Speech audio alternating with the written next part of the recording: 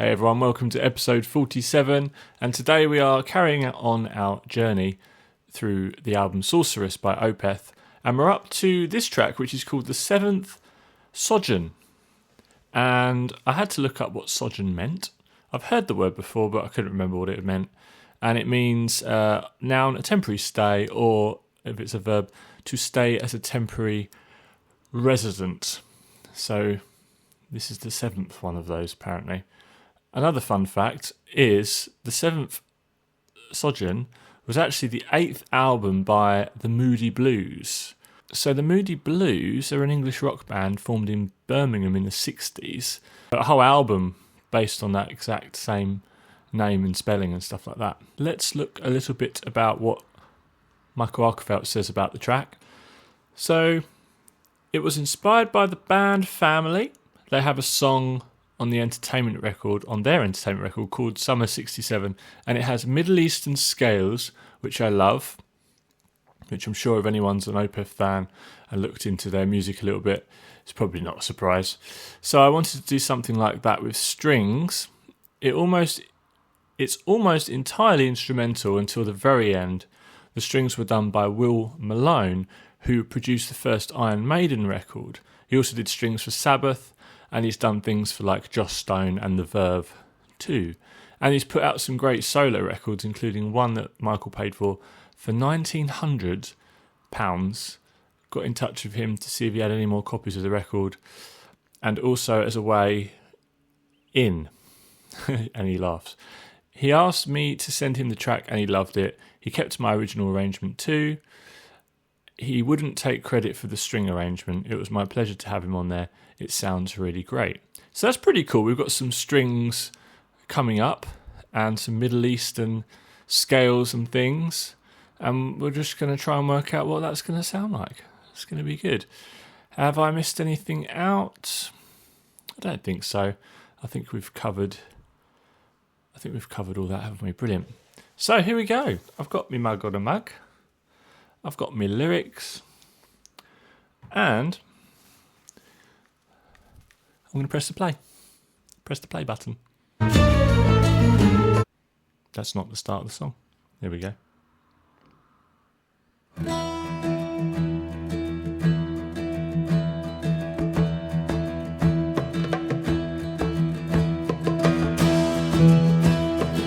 go.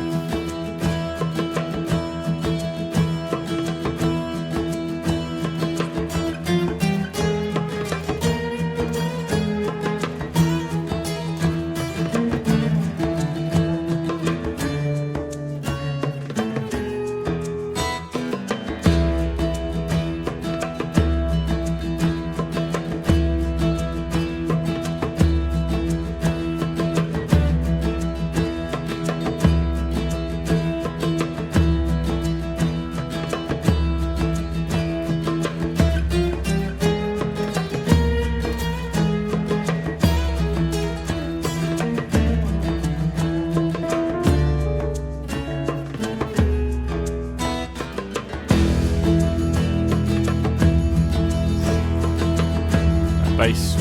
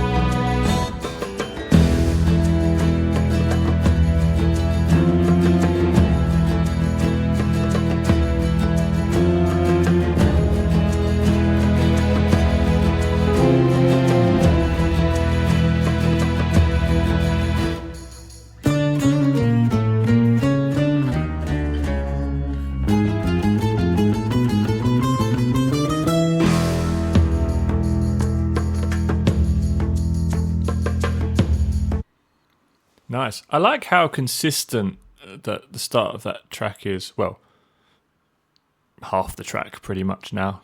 So the melody, which is quite a long chunk, I suppose, is repeating, and I like all the sort of breaks in sound, just complete sort of stop and then slamming back in. I think that's important when you've got something that's repeating a lot, even though it's exotic and unusual. If it's the same thing happening, you still need some breaks. And then you've got the other variation, which not variation. There's like another sort of little subsection that happens as well. So we'll go back in a bit. Let's continue.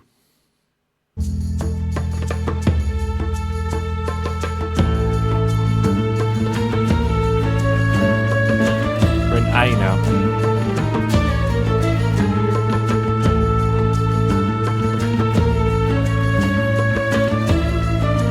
Love the drums. I can't remember what they're called. Write it in the comments.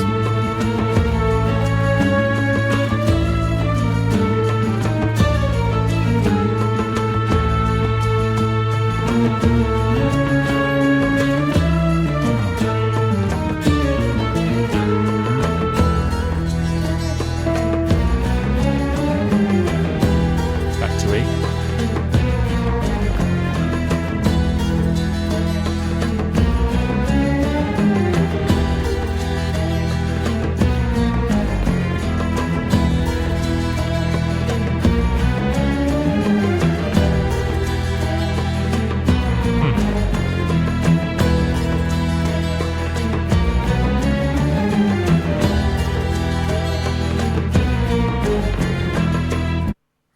So the first half of that sort of new riff ends with like just a root and the fifth from E.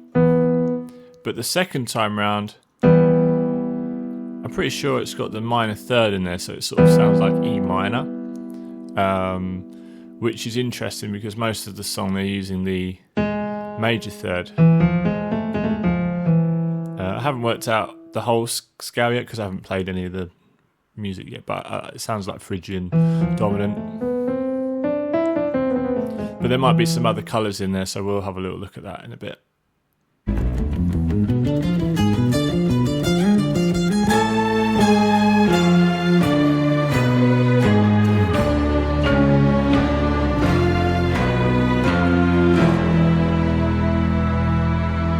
Getting some Last Will and Testament vibes there. You can see where that's carried over.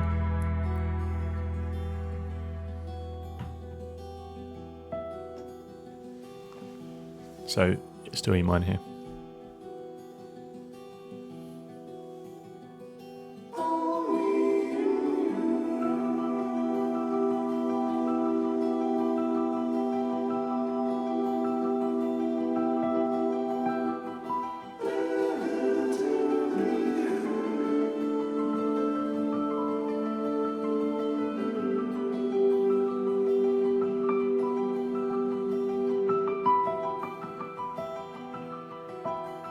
Nice.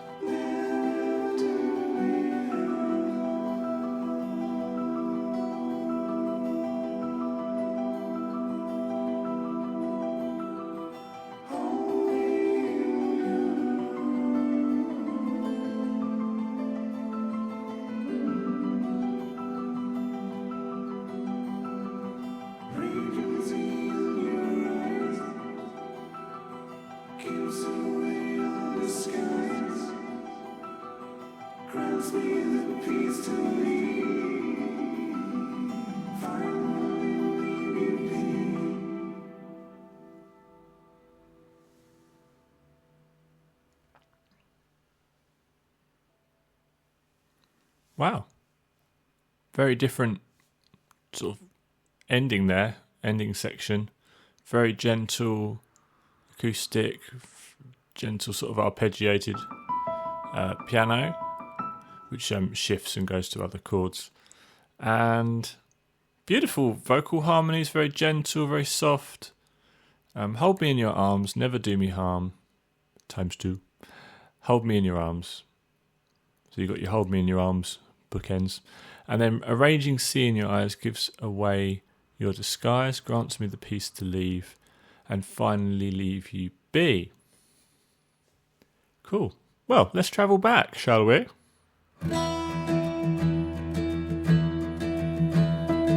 So we just kind of got this octave unison thing, accents, jamming on the E.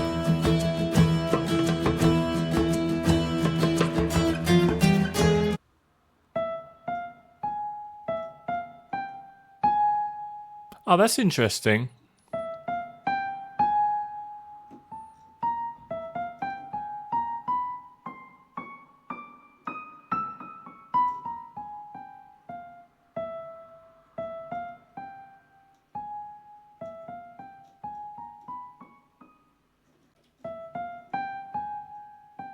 Because it's got the major third, excuse me, it's got the major third and the minor third in there.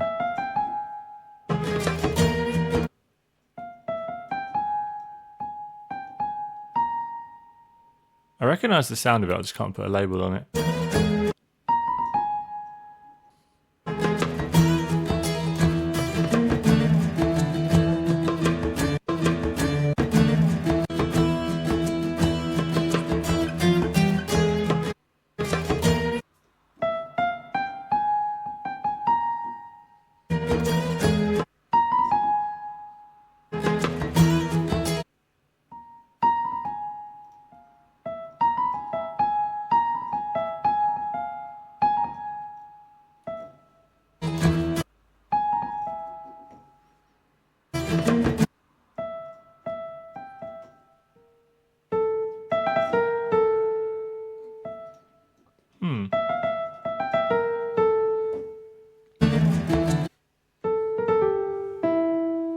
It almost goes a bit bluesy. Well, it does. It goes a bit bluesy there, doesn't it?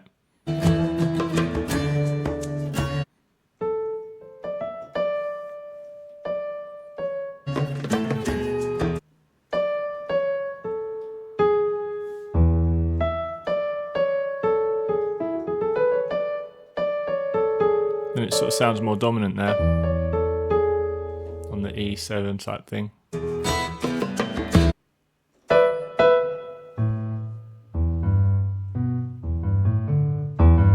Love that.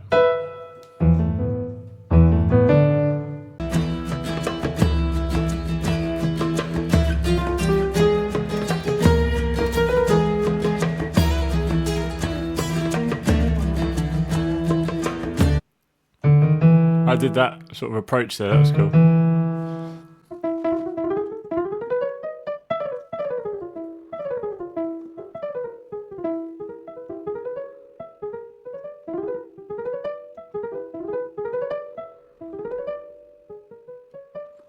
Oh. I think that's a diminished scale.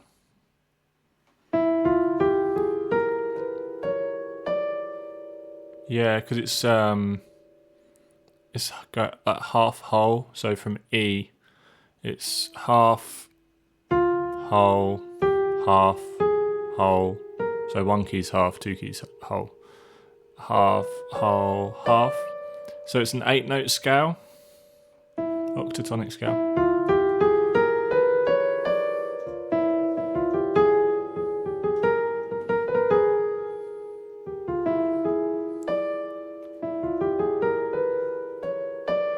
And that explains the D there.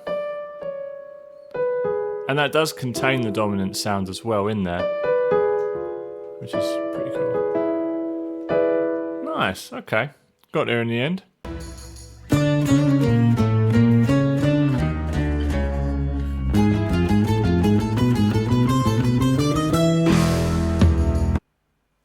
We're doing it.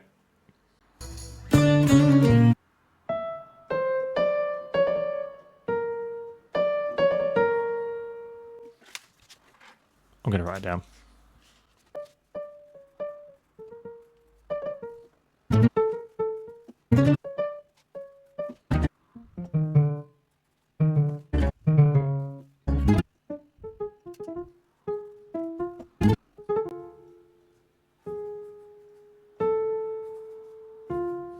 I'm not remembering the rhythm at all, but I'm just getting the notes. Right, let's see what we've got so far.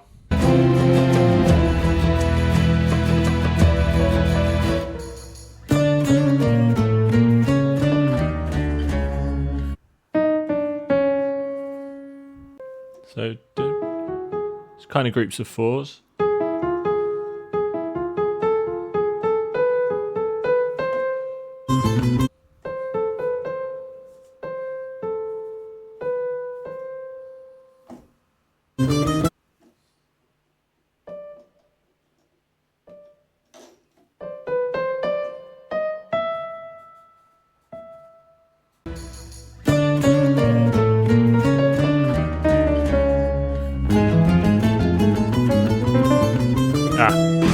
It's just too quick.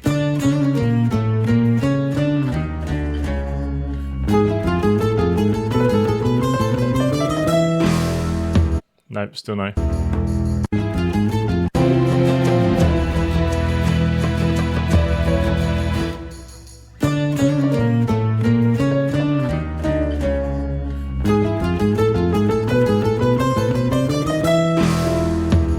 Close enough. So what we're actually using there then, so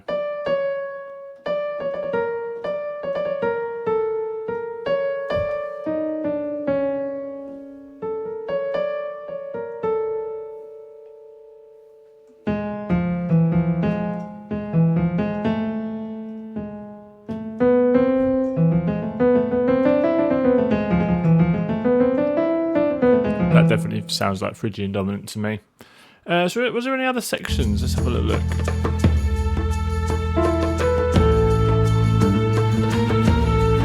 Oh yeah.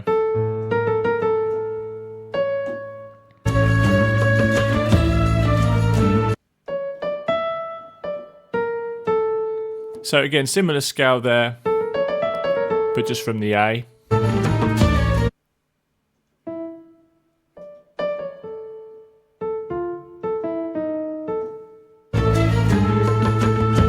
Another little bend there.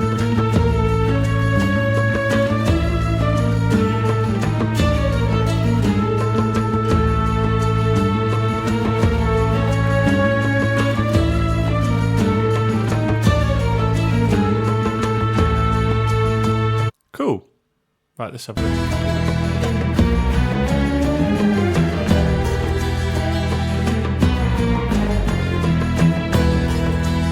Oh, that was the fifth and then the minor thing we talked about.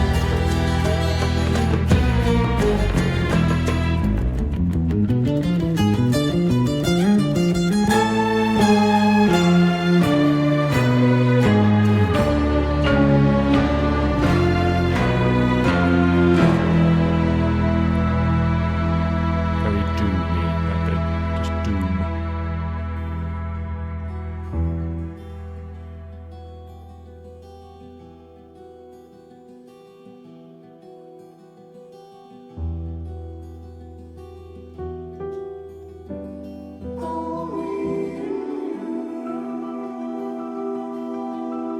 E minor with the 2 in it. Not so much on that bit.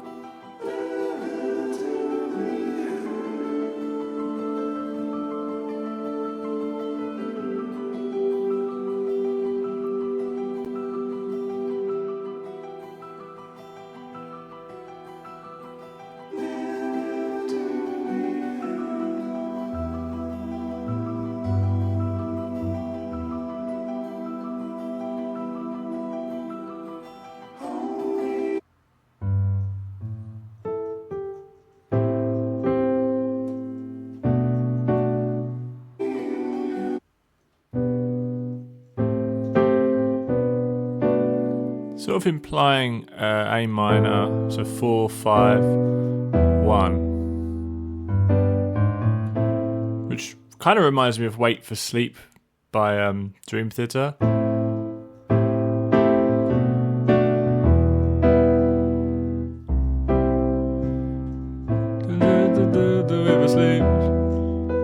don't remember the riff, but it reminds me of that.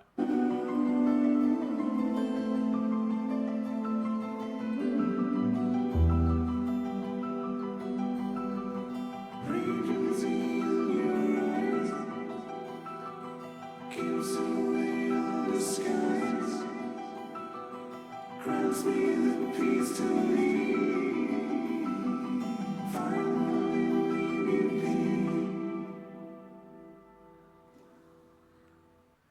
Beautiful. Well, obviously quite an unusual kind of track.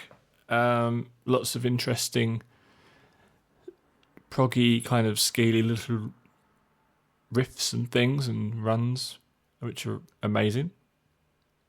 Pleasant. I've enjoyed racking my brains through that. No, it's good. So the next one we're going to check out is Strange Brew. So we'll be doing Strange Brew in the next episode. So thanks for sticking with me, everyone, and I'll see you in the next one. Bye.